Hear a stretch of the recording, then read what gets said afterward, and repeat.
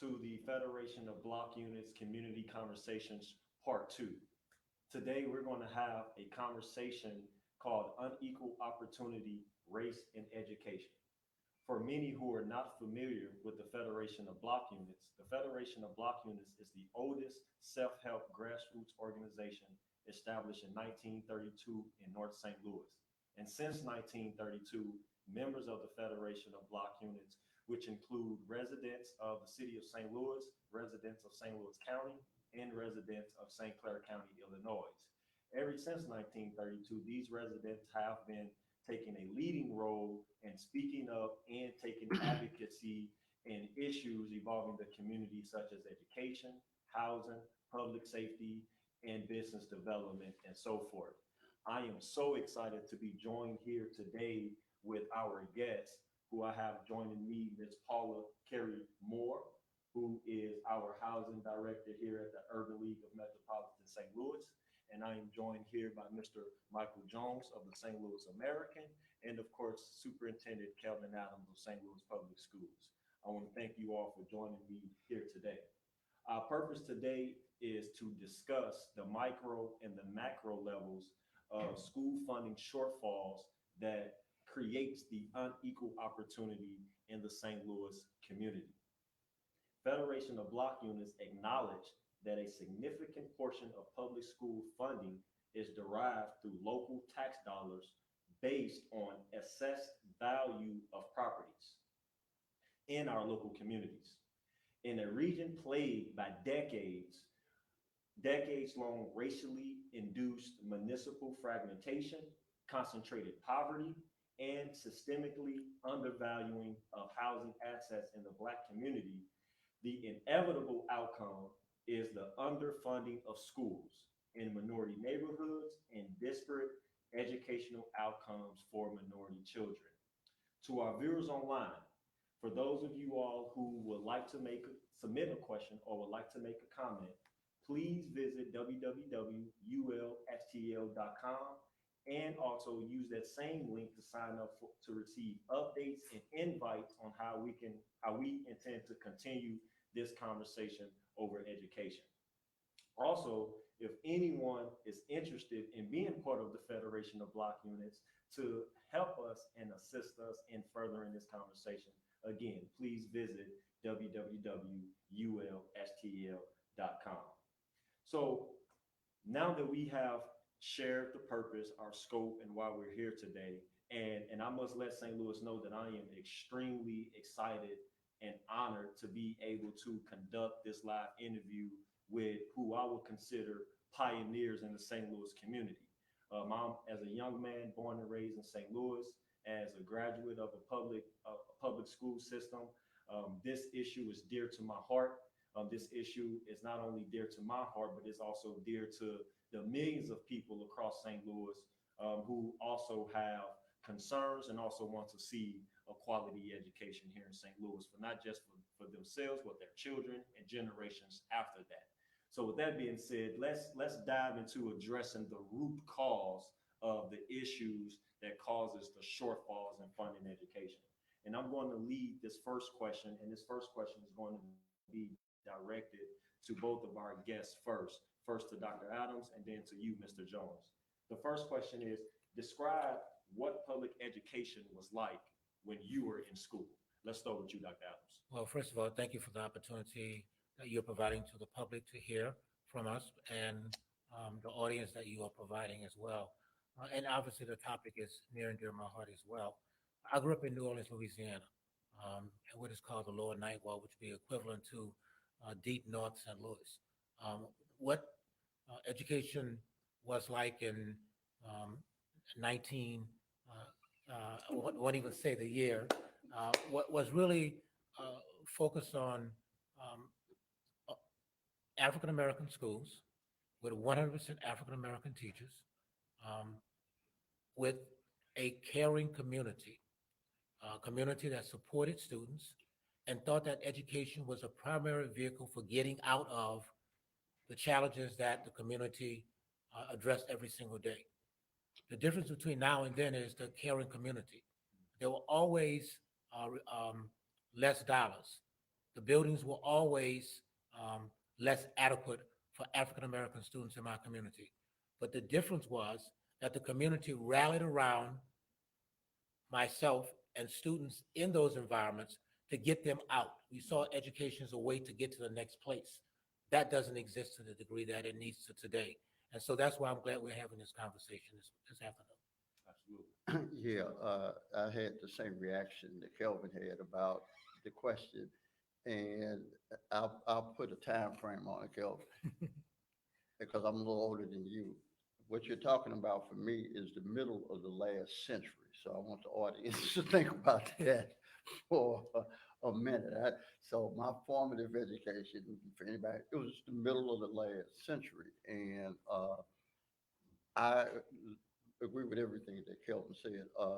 But I would say two things have happened over time.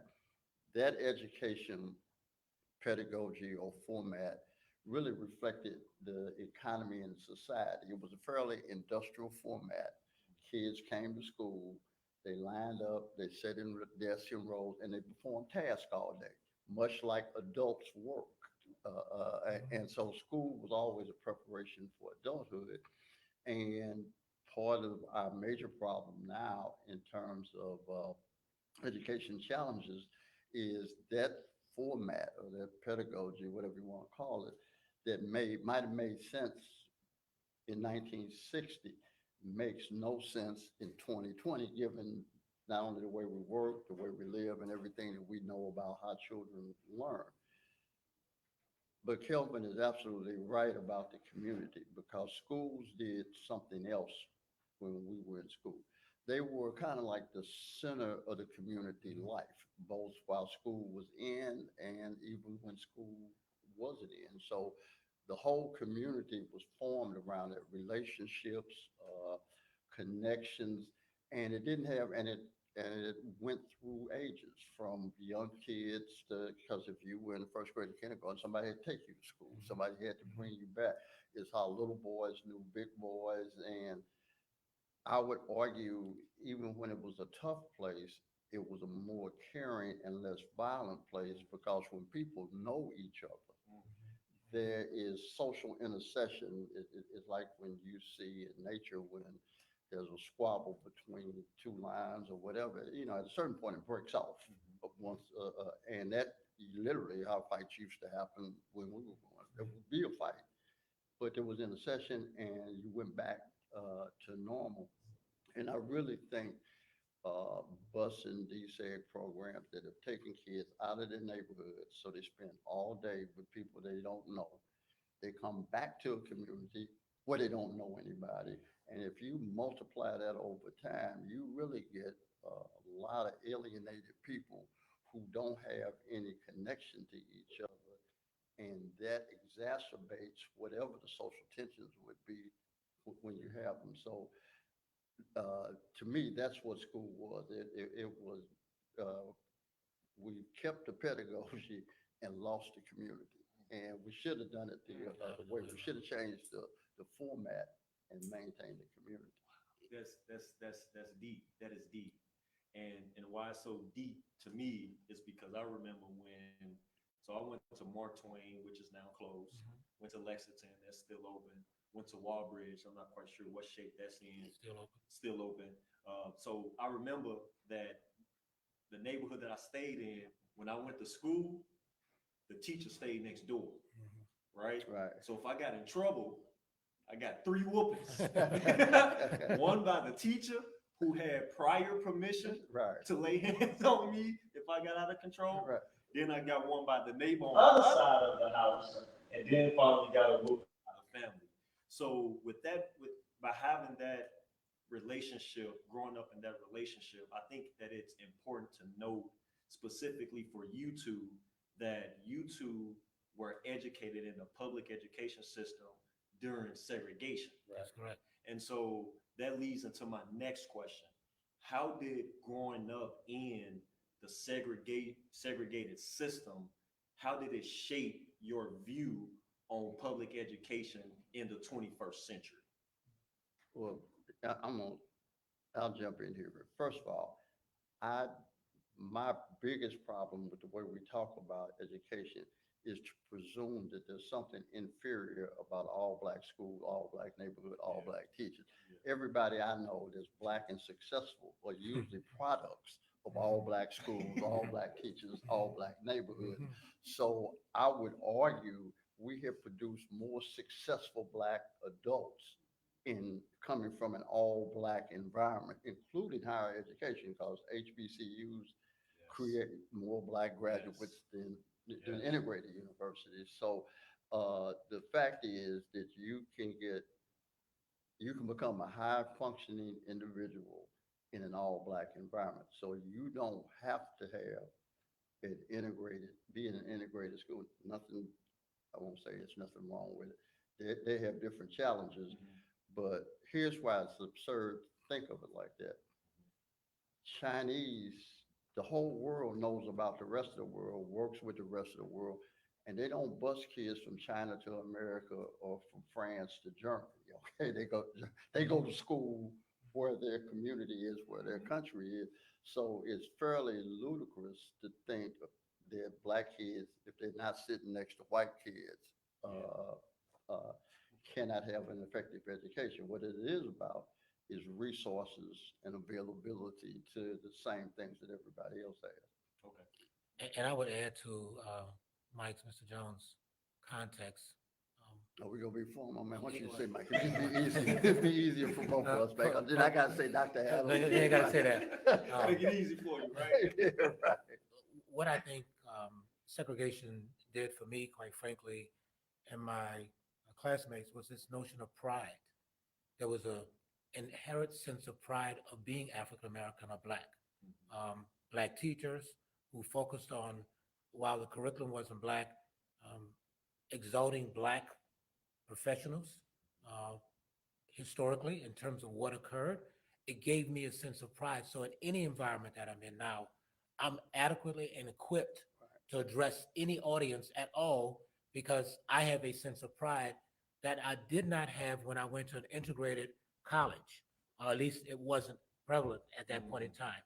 So the notion of segregation, as Mike has already indicated, is nowhere near negative. And the belief is the belief that you have to go to a certain place um, to be educated at a higher level is a misnomer.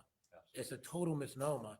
I would argue, really, the sense of pride and dignity is 10 times more important than the academics that you might get, that you might think you might be getting from another place, because a sense of pride and a sense of dignity makes you believe that you can do anything.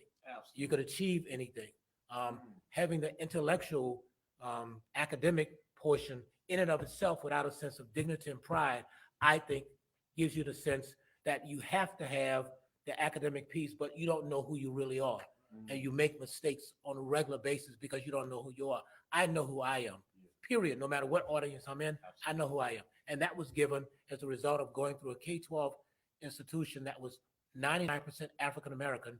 Um, and it taught me a sense of pride that no matter where I go now, that I'm able um, to deal with it. Just a quick codicil to that. W.B. Du Bois has an essay published about 1933, and it's about welcome, uh, admitted but not welcome. But it talks about all black schools and do black children need integrated schools? And he says they need good schools. Right. But he does make a critical point in this essay. He says it is better for a black child to basically be in an environment where they're loved and appreciated than with academic stuff, because everything Kelvin just said is the difference between making it and not making it, being successful. It's the intangibles. You can pick up the technical stuff Yes. on your own Yes. later, Yes. but nobody can build you back if somebody breaks you down too young. And we're losing too many kids because they're being broke down in ways that we can't recover. Yeah. I appreciate that. Thank you. Thank you so much for that. And because we're still on the topic of 21st century public education, I'm going to ask my next question to Ms. Paula. And Ms. Paula, I would love for you to elaborate just very briefly on how housing practices that were specifically that discriminated African Americans from purchasing homes in certain neighborhoods and even just applying for loans to purchase houses or homes. How did those housing policies affect the state of public education today? Well, when you think about the redlining and you drew a circle on a map, and that circle on a map just didn't come locally, it came from the federal government, that it hindered families from passing on generational wealth, wanting to build those communities where those children grew up, and did not know that they had an opportunity to challenge, because not too many people challenge. And as Mike was saying, when you're taught, you obey authority. And if authority says this, it may be right. Well, ironically, we moved here in the 70s. My mother worked for HUD because St. Louis needed help. And even then, it wasn't talked about because we had communities that stuck together. And the big issue is, if you have the resources and you want to discriminate, but I have the resources to access, that makes a difference there. The problem is, when we had the resources, we were living by our jobs, we were working together, and then a policy comes in to dismantle the very fiber and integrity which we built as African Americans, and then to sell us Kool-Aid to say it's going to be better when you're bussed out. So I can say Harrison, 3rd grade, Blewett, 4th grade, Scruggs, 5th grade, Harrison, 6th grade, Stowe, 7th grade, Herzog, 8th grade. So. But you stayed in the same No, neighborhood. we moved thinking we're gonna be, it wasn't like there wasn't a school down the street or within our neighborhood. Yes, it made me popular, but that sense of community, and so I'm educated, but I'm educated all over from west to north, of St. Louis. So you have to say, was this better? And just because I'm in a position today and I went through all of that, no child should have to go through that. When we had a community, and my biggest thing, I wanted to be a Beaumont cheerleader. But by then, and they lived on our street. So that was it. I'm going to Beaumont, I'm gonna be a cheerleader. But I ended up at Academy of Math and Science, which was great, until they decided, no, we want to merge them with Soday, and we want to break you down. And yes, I was one of those children that rebelled, and we marched around the Board of Education and said, no, you're not. We're going to stay, and we stayed as long as we could. So the policies that are still some prevalent today is hindering us from building. Locally, we have it together. We have all kinds of information from the American, the school districts that's saying we're trying to empower your children. But if you don't change policy from the top, that is hindering us on a constant daily basis. And educate our people in a way to have an understanding that you have a voice, that those individuals that you send to Congress, that you send in the Senate locally, your mayors and everything else, we're going to be stuck and having this conversation another 10 years from now. Yes. I appreciate that. Thank you, Ms. Paula, for putting that into perspective. And that is a great segue to the next question that we have on our list. And that is, and I'm going to start with you, Mr. Jones. If you could create an educational system from scratch, how do you envision that educational system being set up, and how can you ensure that the focus of this educational system remains on capacity building of the students? I think you, there's a phrase in architecture that says form follows function. And so you first have to decide, what do you want done? What are you trying to do? And if children are the central focus, and I'm talking about the only focus, and adults in that sphere then become subordinate to the best interests of children. So it's not about what works for everybody else, about what works first for children. Then what do I want them to be at the end of this? Not who they are at the beginning. What do I want them to be at the end of this? And I want two things, and Kelvin can kind of help me out here because I'm not going to be technically correct, but education has a root, two root words, educare and educure. And educare kind of refers to more technical kind of knowledge, almost call it training.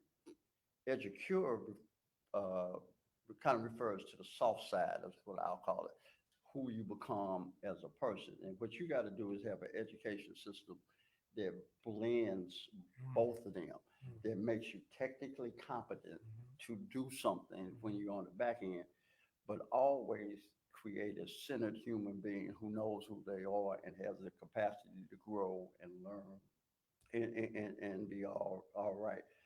And then you got to take into consideration the world that you're doing it in right now. So you can't go back. Like I said, I went to school in the middle of the last century. Okay, wait a minute. I got kids that went to school in the last century. Okay, just to date everything. But the point, of that is, I can't look back at my time to say this is how we do it. What I do have to do is take the values that Kelvin outlined and Pam was talking about and say, what do those norms that are fundamental and foundational to us as a community, what does that look like in 2020? So it's kind of, we were talking about jazz before the show started. Kelvin and I were talking about, so if you really want to understand jazz, you got to start with Louis Armstrong in 1925. Musicians will tell you why. But the point is, nobody sounds like that now, but everybody plays like that. What they're playing is a function of the foundation that he created. So what a musician will say, here's why I play this, because Armstrong did these things and I took that and we built on it, but it sounds like this in 2020. I would argue that education is the same way. What are these values that we have to transfer from generation to generation? But how you did that in 1970 is not how you're going to do it in 2020, because it's a different world, different set of physical circumstances. And it's an evolving question. It's not, Right. it'll Right. never be, Right. and again, staying with that jazz metaphor, he said, that's how we played it 10 years ago. Same song, but here's what that sounds like now, and here's the arrangement. And so we have to think of ourselves as always evolving, and just, the difference between Einstein's universe and Newton's universe. Newton's universe, but the only thing I learned in physics is fairly constant. It's always static.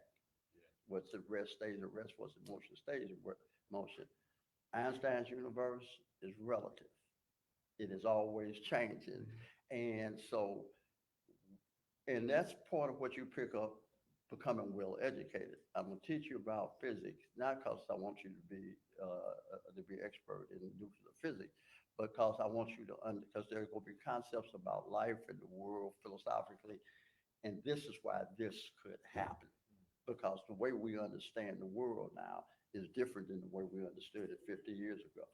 And you want all of that to happen to a kid in school for 12 years. That's good stuff. Dr. Adams, I want to ask you the same question, but I also want to add on to that question. and that is what kind of stakeholders needs to be at the table to help ensure that this new system, this new educational system that we're starting from scratch is equitable. It is actually effective and efficient in closing the achievement gap. I think Mike's, concept of what education needs to look like is 100% correct. And I will expand on it just a little bit because I don't think this happens outside of the context of equal funding or resources that allow that to occur. The nimbleness that he framed is the nimbleness that needs to happen on a regular basis in all K-12 institutions. And I would even say higher ed to a certain degree, but all K-12 institutions. But the funding has to be there to allow that to happen, as Pam kind of talked about.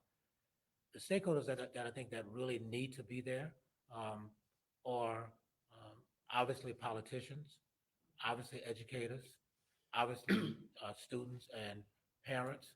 But I think holistically, the community, as I described earlier, really has to decide if education is important.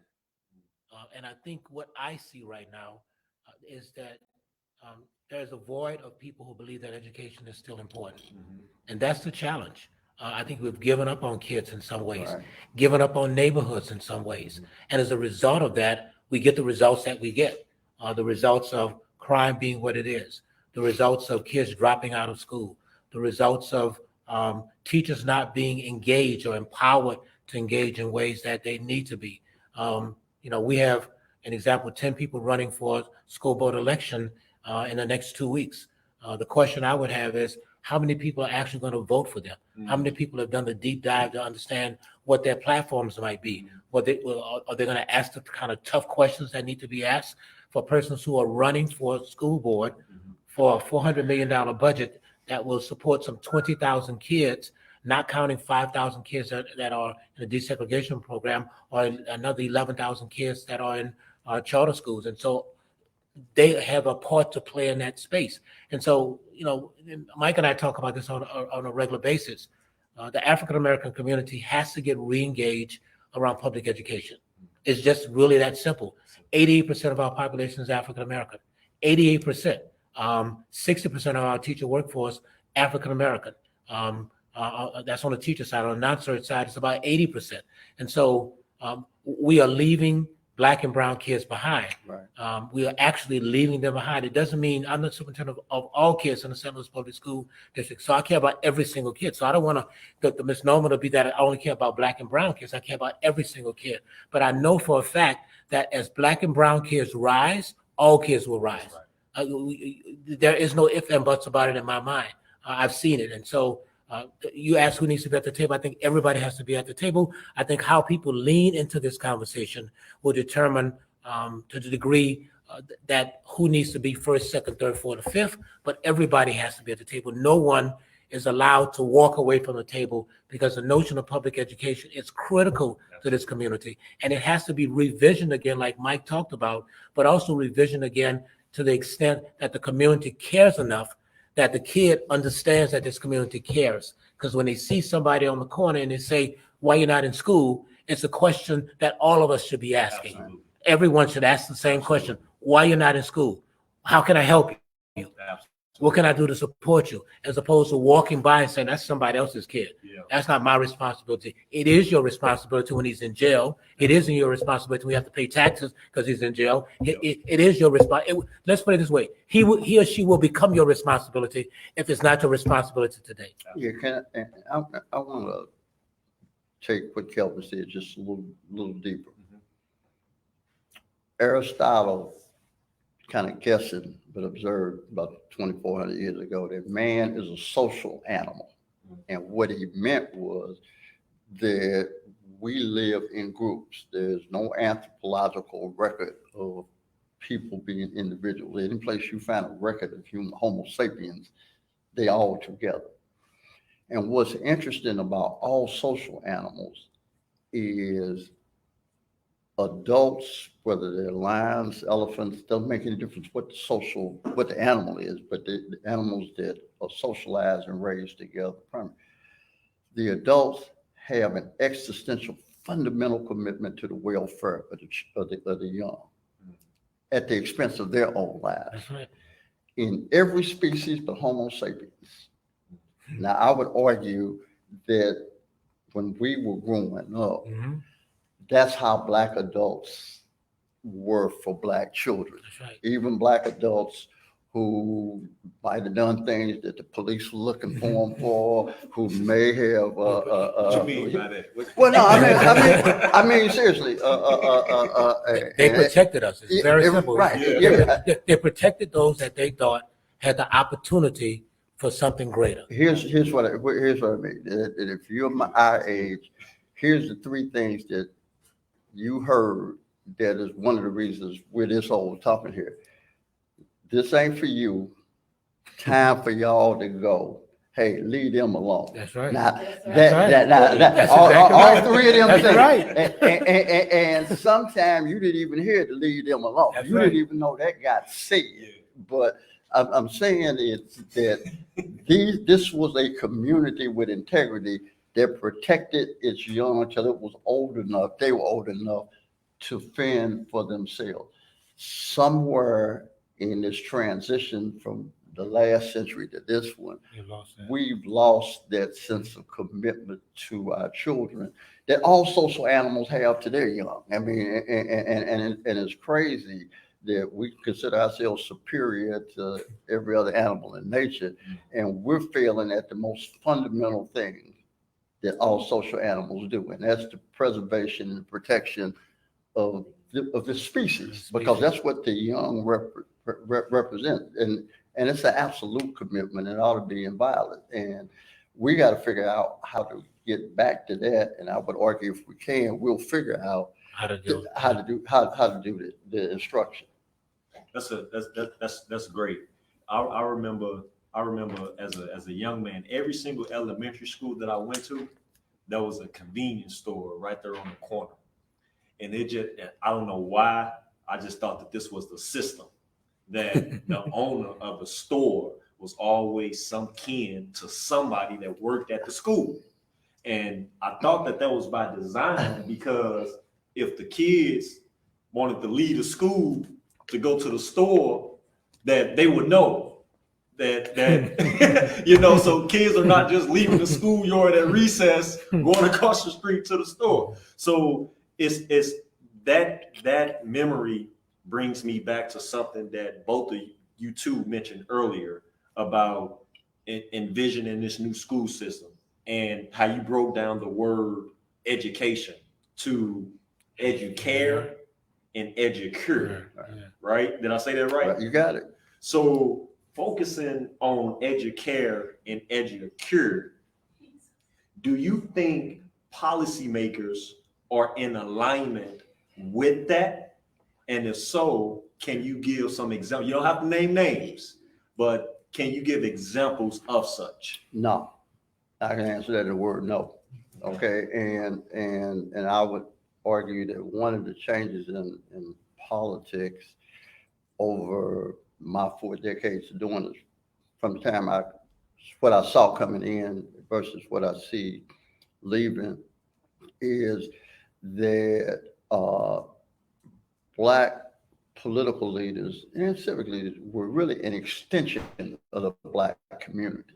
Okay, they were literally represented. Now, you didn't always agree with them, but they had proximity. That's where they lived, and they fundamentally were an extension of the community. And the Black agenda then was always civil rights, voting rights, because that was key to us getting ready to do anything else. And you never had to worry about where they were going to be on that existential issue. We have now created what I call, or what we've evolved into, is what I call the entrepreneurial Black politician. They don't come from any larger social movement. It is not an identity. They don't make them bad people. It's just that they're all there for their own individual reasons, and they function independently of each other, sometimes in competition with each other. And these old guys in B2, they were in competition with each other, but it's, I don't know how many fans of The Wire you got here, but when push came to shove and something big would happen, there was a prop Joe that could put everybody together and say, this is how we got to do the deal now, okay? Now, and we can go back to scuffling when we get past this point, but right now, this is where we're going to have to roll. And that's the absence that I see now, okay? That there's no shot call gatekeeper. And I'll be honest, when I was a young man, I couldn't stand it because I thought it was in my way, et cetera. Same here. Yeah, I think that's generational. It is. Yeah. Wait a minute. And I'll say this. If you're young and any good, you're supposed to be mad at them and they're supposed to be anyway.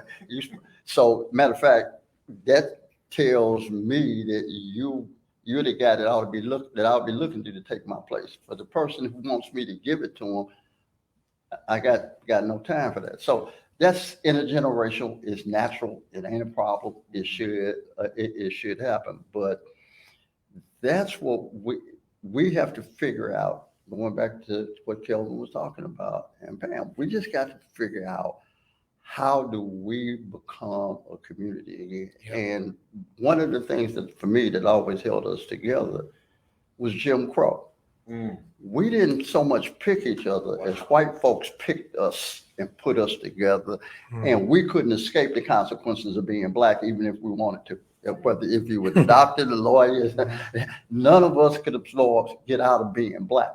So we hung together because we really didn't have any choice, and everybody knew that they couldn't be any more elevated than the least of us. And one of the unintended consequences of civil rights is we started to have individual black experiences, and we started choosing, and look, ain't nothing wrong with choice. And we kind of started doing like everybody else in America. We didn't have to think about us. I would argue that the three of us are all old enough, might be the last generation, she's the youngest, who literally had to think about, what does this mean to black people every time I did something? Okay, I mean, seriously, I never made an independent decision in my life about anything I've ever done. And as a matter of fact, I don't even have a sense of myself outside of the black community. I cannot separate who I am as an individual from who we are as a people. Absolutely. And I'm not sure that's the case by the time we get to your generation. Right. And everybody's trying to figure it out individually. And that lack of cohesion and integration is a fundamental part of why we can't come up with solutions that collectively serve us all. That's right. So I hear Dr. Adams nodding in complete agreement with what Mr. Jones have just stated. And so I'm still focusing on, because I love that breakdown of education, educare and educure. And if you don't mind, like we want to use that as we continue with our education committee with the Federation. Well, it ain't mine, okay? Oh, that's yours. No, man. I mean, if you Google it and ask whether the epistemology or whatever the term is, Etymology. Etymology, yeah. They'll tell you. Okay, I mean, I put it like this for all the kids out there. A smartphone and Google is like having the Encyclopedia Britannica at home when you couldn't afford one. You can look up anything and do your homework. Yep. So yeah. That's good. So that leads me to my next question to you, Dr. Adams, and that is, we're still thinking of the educare and the educure. What policy solutions you believe are needed to break down the inequitable cycles currently in place between home values, property taxes, and education funding quality? First, let me start by saying I don't have the confidence to believe that it could happen in the present political climate that we're in right now, especially in the state of Missouri. And that's not negative about Missouri. There are many states like Missouri who have this mindset that I think hurts those families that have the greatest needs, whether it's black and brown or poverty. I think policies that equalize the funding to educational systems, number one. But that means that those entities communities that have the greatest resources have to give up some. Right. That's a hard thing to do. thing to do. And then you have to have politicians who support that. Absolutely. And to get reelected, that's not going to happen. Yeah. So that's number one. I just strongly believe that this is as much a resource. Well, this is a resource issue as well. It is the issue that we kind of already, talked about, but it's a resource issue as well. There has to be equal funding, as she kind of indicated. It has to be equal funding if we're going to try to get equal the same kind of results. That's number one. Number two, I think there has to be to what Mike talked about is this notion. There has to be a revisiting of the educational system, which means that state and local policies and laws and rules and regulations have to change. We have to flatten what needs to happen in a public institution, a K-12 public institution, such that we are providing what kids need, not what the state says, which may be different than what kids need. Absolutely. Now that's a real disconnect. Absolutely. Because what the state says that might work in rural Missouri may not work in the city of St. Louis. They have a smaller population, student population as well. A much smaller student population, different resources, a different way that they educate and maybe need to educate based upon the graduates that leave there. And in an urban context, it is a totally different kind of environment that has to exist for kids in an urban context. And so that means the state has to be nimble as it relates to laws and policies. It can't be one size fit all. It cannot be one size fit all. And the last piece I think is we have to think about how valuable education is to us and treat it with that kind of premium. Right now, we do not. Right. It is an afterthought. And I framed for you and the panel and other people the notion that education was a way to get out of the quote unquote hood, to get out of poverty, to get out of the circumstances that we were in. And I saw that as the only way out for me. Yeah. I didn't see basketball, although I played basketball, as the way out. I didn't see rapping as a way out. I didn't see, stealing as a way out. I saw education as the only source for me to get out. And many of my classmates saw the same exact thing. They knew that to get to the next place, even though it wasn't a four-year institution or a junior college, they had to graduate from high school Absolutely. to get to the next place. Absolutely. To get that secondary job working at a car shop or whatever, they needed to get out of high school. Absolutely. Right now, we have a dropout rate of 10 or 12 or 14, 15, 16%, depending upon what year you're looking at. That means that 14 out of every 100 kids are not graduating every single year in the urban context. And so, and I don't know that a policy creates that for us.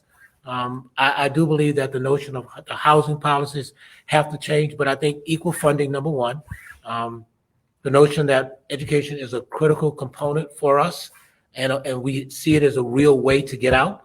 Maybe not the only way to get out, but it has to be back on the list. Right now, I don't know that it's back high enough on the list for that to occur. And I think the state policies as it relates to education have to be nimble enough to support a district like St. Louis or Kansas City or a district like in Jefferson County.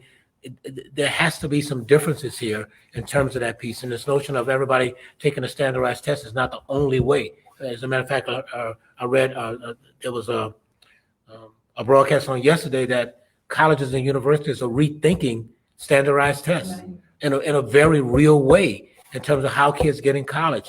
And there are a lot of other ways to evaluate Calvin Adams as opposed to one standardized ACT test. I think those are three key pieces. And I'll be honest, I don't have confidence that can happen in the present political structure that exists in St. Louis or Kansas City. And it's not a slight on anybody. I think the system has been built to do exactly what the system is doing. Right. That's what the system is. It's been built to do that. She talked about it. The system, federal systems have been built to do exactly what the system is doing. Yeah, all systems get the results that they're designed for. For instance, this is a St. Louis centric show. I'll narrow what Kelvin said. First, I agree 100% with his assessment. if you're serious about equity in education in St. Louis, you're talking about a metropolitan school district. Mm. It doesn't have to be necessarily metropolitan in terms of teaching, Right. but it does have to be metropolitan in terms of funding, That's right. so that it's all one tax, so that we're taxing, we're paying property tax. That's the local contribution, because the state contribution is the state contribution. But the disparity really comes at the local level. So I don't know what that looks like. I don't know what it would mean, but Right. it takes more political leadership and than we have at this moment. I would say that.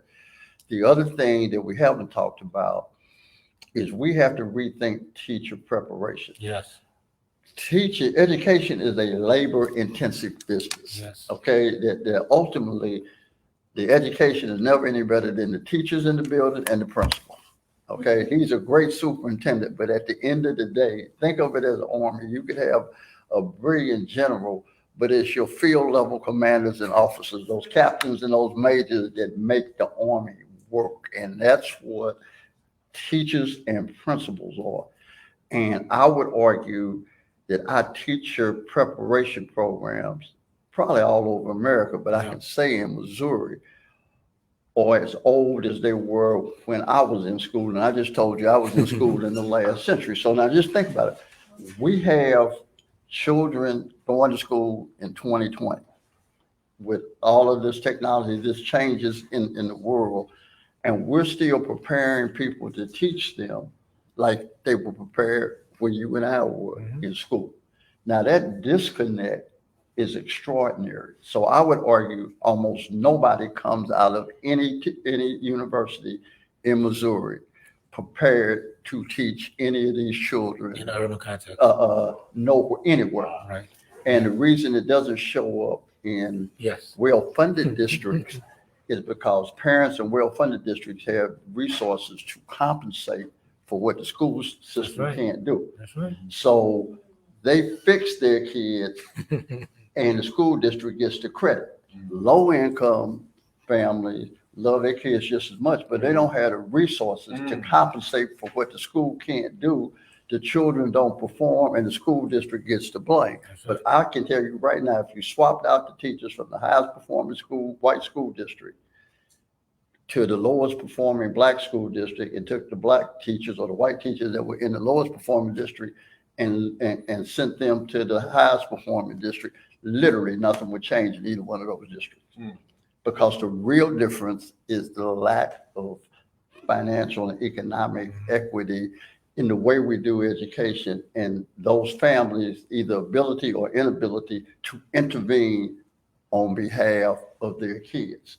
And that's what you're seeing now. We do a collectively terrible job, but if you got resources, it don't matter because you compensate. When you don't have resources, it's like healthcare. You got insurance, you should never be surprised. You go to the doctor regularly, you get checkups and all that kind of stuff. When you don't have insurance, you can't afford it, your life is always at risk. And we could think of education as the same way. That's good. That's good. So with that being said, so we have time for one more question. But before I ask that question, I have to, the members of the Federation of Block Units, just the hardcore, graduates of St. Louis Public Schools mainly, I have to bring this up because this is probably everything that we spoke about today. I can identify one place that summarizes the solutions that we have just spoke about today, the possible solutions that we all spoke about today. And that brings me to Sumner High School, right? The great Sumner High School. And we want to take this moment to applaud the community, the St. Louis Public Schools administrators, Dr. Kelvin Adams, and the parents and the alumni groups, all that came together to try to come with a common solution to save and to keep this sacred high school open.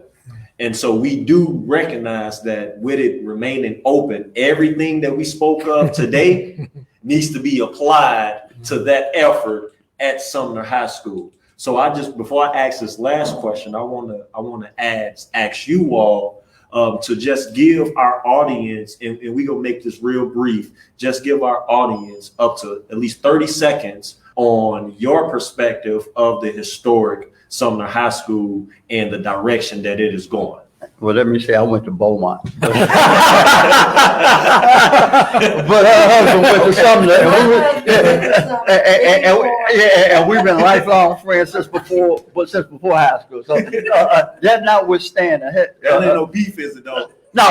Okay, all right. We competed against each other, but anyway. It's all love. It's all good. It's all love, right? We old men now, so it really don't matter. Yeah. And we missed the firehouse for breakfast, so I used to see him all the time, right? Okay. But no, I think we need to.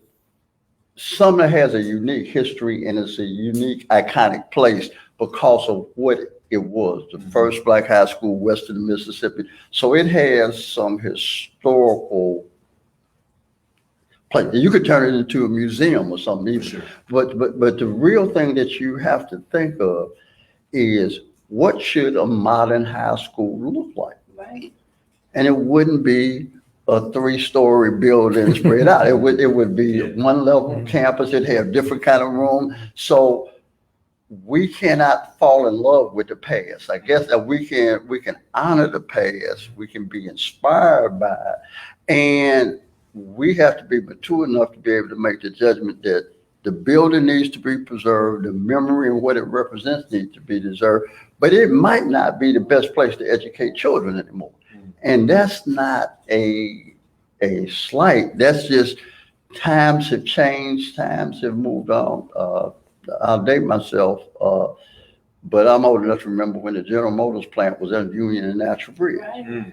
And they didn't. I didn't even know that. I know. You couldn't know that. Okay. I even had a summer job there once. Okay, but that's how old I am. But my point is that when they decided to move, they were not slighting the city.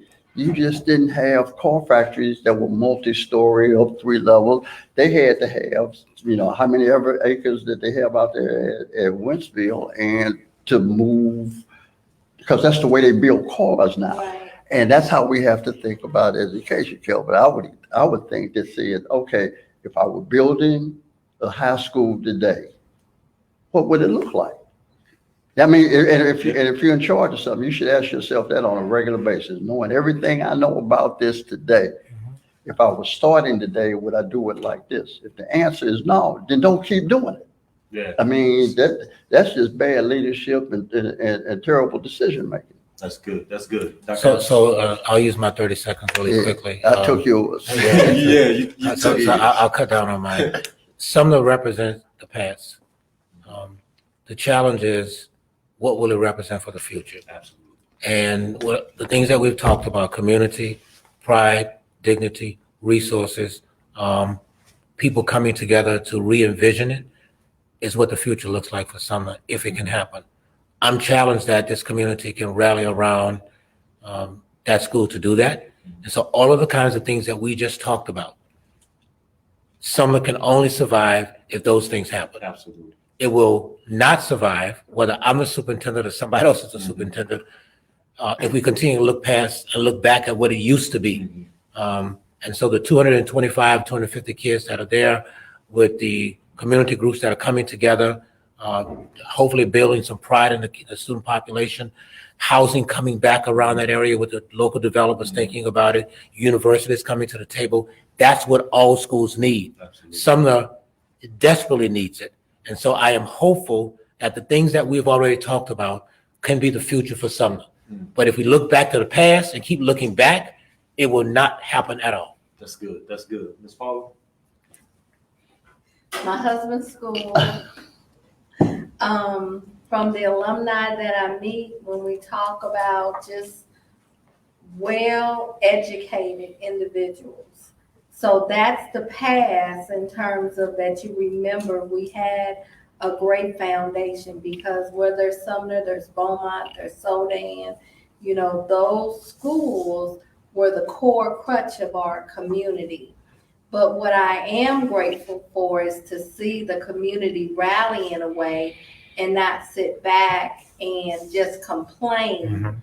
about something that they actually made an impact. Yes. So that tells you right there that those individuals in the community are a core to help make a difference in the future.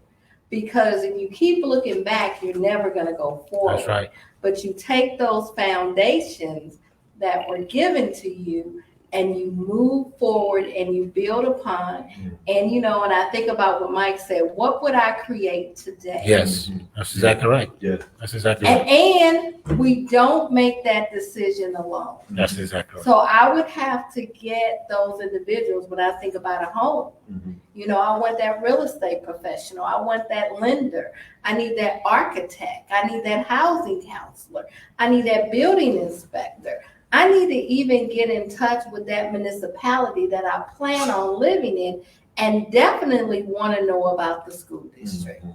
So when we're talking about bringing it all together, that's what it's going to have to look like in the future, and not forget it worked for us. What changed? We can't do it the same way, but we can build upon on the way that it was done.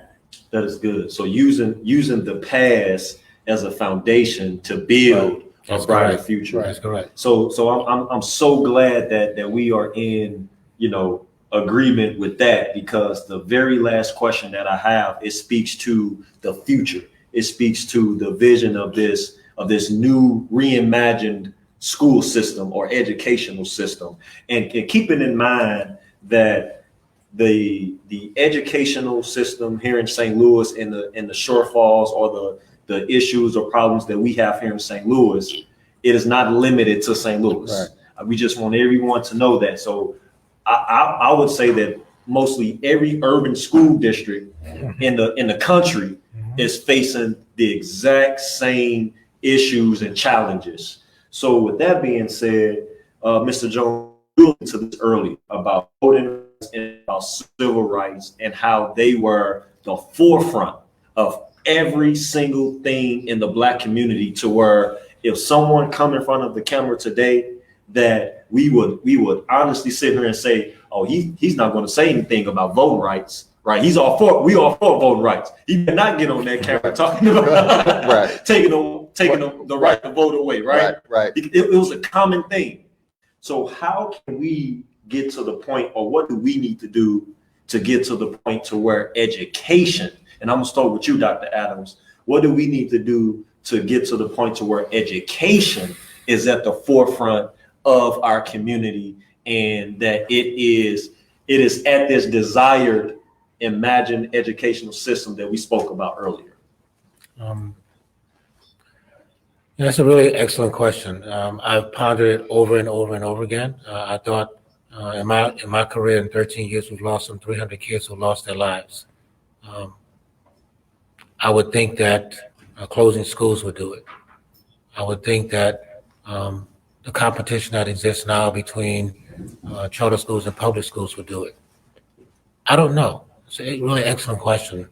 I toy with the idea of what will get people motivated to believe that education is a fundamental right, and more importantly, that it is the difference between what we can have and what we have. I don't know. And I will be totally transparent and honest with you. I think our two enemies are ignorance and apathy. Right. We're ignorant to the facts of what's occurring in our community, and we're apathetic to them as well. And so, you know, I am not against any politician or any institution. I don't know how we, as a community, Black, white, green, purple, really rally around education as a real bell ringer for us to change our community. I believe that we have to do a better job around policing. I believe we have to do a better job around a number of other places. But I critically believe that education is the key to all of those kinds of things, if we believe that it is. And I just don't know that this community and most communities in urban America believe that. So I don't have an answer for you. I really honestly don't. I'm incredibly frustrated by what I see and what I hear, and it's not a forefront. As I said before, kids losing their lives every single day. Lost 2 kids 2 weeks ago on a Sunday night and a Monday. 8-year-old kid and a high school kid goes to Soledad, lost their lives. The community didn't rally. Nobody raised a voice. Nobody raised anything. I just don't know anymore. I don't know what gets people motivated enough to do something around this issue of education, because I think it is the thing that's going to make or break the African American community, but I think the community as a whole. Absolutely. Yeah, Mr. Jones? I'm going to agree with Kelvin. And excuse me, and thank you so much for your honesty. Yeah, yeah. I can lie to you and tell you a lot of things. Yeah. But- Thank you so much for that. Yeah, I'm going to say, hopefully things like this and you guys not doing this episodically, but programmatically. Absolutely. So that we educate people to the connections that we're talking about, and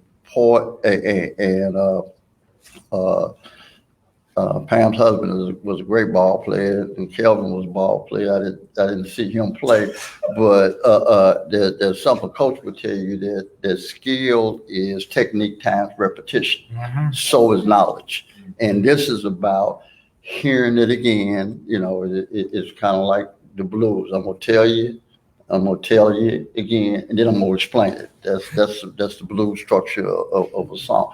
We got to do this regularly. Not sometimes, Absolutely. regularly, and it has to be in all the spaces. I think for me, education is it's the last thing I'm doing. I don't necessarily particularly interested in who gets elected to anything.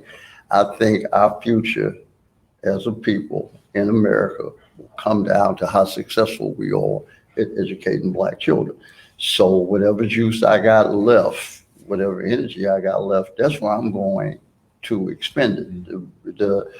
The reason I'm here, because you want to have a serious conversation about education. He and I have had this, and this was an opportunity to get the Black community to think about this in ways that they normally don't think about it. I'm going to try to focus whatever I write going forward to have a heavy emphasis on education. And it is just getting people to understand how fundamental this is to their interest. Yes. And then believing that they can act on it. The hardest thing about oppression when it becomes systematic is people get used to it. Wow. And what you really got to get people to understand and teach that oppressed people win when they resist, not when they overcome. I mean, we spent forever talking about we shall overcome. Our motto should be we resist every day. It's like the myth of Sisyphus. I roll the rock up the hill, the boulder comes back down, and I'm gonna roll it back up. And as long as I am willing to push that rock up that hill every day, I don't care how many times it rolls back down. No matter how heavy, no matter how you will not, shaped, you will not defeat me. Or somebody from your generation, Wycliffe Jean says, although the load may be heavy, it's the weight that makes you strong. And we have to internalize that in a way that it ain't about the victory, it's about the struggle. That's right. And that's changing the equation. But if we don't do that, we don't have much of a future in this country collectively, because nothing good will happen. Wow. Ms. Paula? How do we elevate education? I was thinking about the Blue Book reader, and I believe sometimes going back to some foundational. What I can say in our neighborhoods, in our communities, let's say in the city, you probably cannot go 1 mile or almost a block without seeing a lot of different churches. So sometimes the question becomes, we have all of these churches in our community. We even have the Ministers Union, the Clergy Coalition, and we have a platform on that end we can use, because we do it for Money Smart Month, and ask to go into the churches to talk about financial literacy. Well, my question comes to say, what are you doing in the neighborhoods if you're not empowering these communities to learn, give them resources? So, and not scared to say it, because I know where I stand. I know who my rock is. And why aren't some of the churches adopting some of the schools, along with some of the nonprofits, to uplift the communities? If they're good enough to come in and spend their time and money, then it should be looked at collectively. You know, I'm glad I work for the Urban League. You know, the pandemic hit us hard, but we did not give up. Nope. We couldn't do our Urban Expo, but we still gave out and still did. So you have to ask yourself, with all these resources, even in this metropolitan area, why couldn't we win and elevate education? Because then, if not, we need to reevaluate where we're spending our time, where we're spending our money, and have a real frank look at what's happening to us.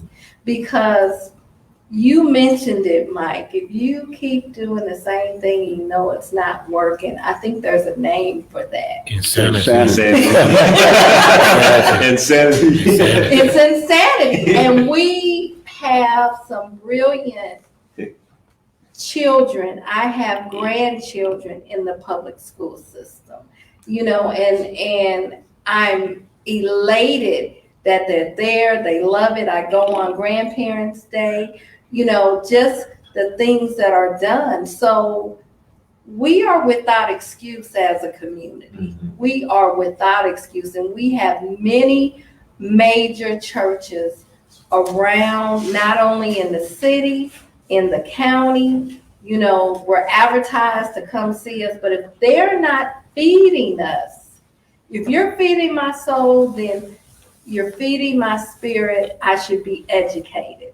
Something's not happening. There's a disconnect. We need to stop it. And I would say the Ministers Union, the Clergy Coalition, you have, you know, all of the different sects of the clergy that's saying, what are you doing? Here is an issue. How are you helping us? Put it on the line. And then if you're not going to help us, let it be known to the community that you're not going to help us. Because then I know where I stand. If you're not going to help me, be honest about it, that you have no intention on having the nucleus families that are attending your fellowships, that's watching you now on TV. You're rallying together and say you care with the voting rights and civil rights. If you're not going to help, be honest about it. If you're going to help, then your phone should be ringing off the hook. And there's no excuse, because we should have so much help to elevate this system that you have to say, okay, I don't need any more help this month. Just like when we asked for the first day of school, we need to get the children there. You know, you should be saying, oh, I can't even do that article right now. Let me put you on a back burner. So here is the charge. Are you going to help? Are you going to be part of the solution? Because at one point you had to be. Right. Yeah. But tell me what happened. Yeah. So now is the time we need you. Are you going to show up? Well, you know what, and I'm sorry for this, but as you were talking, a scripture came to mind, and I'm not a preacher, but it's kind of like, if you love me, feed my sheep. Yeah. 3 times he said it. That's Three exactly times, right, right. okay, Yeah, And we're not just talking about the food. that's right, right. exactly. That's right. Yes. That's right. That's great. That's great. That is so. This conversation have been great. As you all know, we can go on and on, but because we have limited time, we're going to go ahead and bring this to a close. But before we officially bring this to the close, we want everyone to understand that this opportunity that we're here, we have Ms. Paula, we have Mr. Jones, and we have Mr. Adams here. This conversation here is only the beginning. This conversation right here is not intended for us to solve every single thing in the educational system, right? But it is used to kickstart and to inspire and to motivate the community and urge and help the community to put education back into the forefront so that Dr. Adams' phone can be blowing up with support from parents, from businesses, from institutions, from schools, from churches, from all of these community stakeholders. And the same thing with you, Mr. Jones. We want to be able to send to you so that you can publish these in the St. Louis American that, hey, this is a partnership that we have with St. Louis Public Schools that is helping us to help with the mental health of our students in the schools, to help the families who have loved ones that have been slain or killed from gun violence, to assist the families who are coming to school that don't have coats in the winter or coming to school with empty bellies. We want to be able to create that conversation to where the community can come together and put education into the forefront of every single issue, priority, platform, of agenda, especially for those that's running for office, especially them. And so with that being said, we want to urge our viewers who are watching online, thank you all so much for attending. And we want to encourage everyone to be part of the Federation of Block Units and its education committee, where this conversation is going to continue to take place. Dr. Adams, Mr. Jones, Ms. Paula, you all have my word as the director of the Federation of Block Units. It is my intent to help create a base, to help create a group, or help create a more engaged, a more educated, and a more empowered community so that we can put a more focus on addressing the quality of education in the St. Louis metropolitan area. So I thank you all for attending us today, attending this interview today. To our viewers online, again, stay tuned, be a part of the conversation, join the conversation, but don't come and be a part of the conversation with your words, come with your action. And you can start by attending the Federation of Block Units meetings, which take place every first Wednesday at 6 p.m. If you'd like to get more information about how to join, please visit www.ulstl.com, or you can call the Federation of Block Units office at 314-626-9975. Thank you all so much for tuning in this evening, and education is our #1 priority. Thank you all.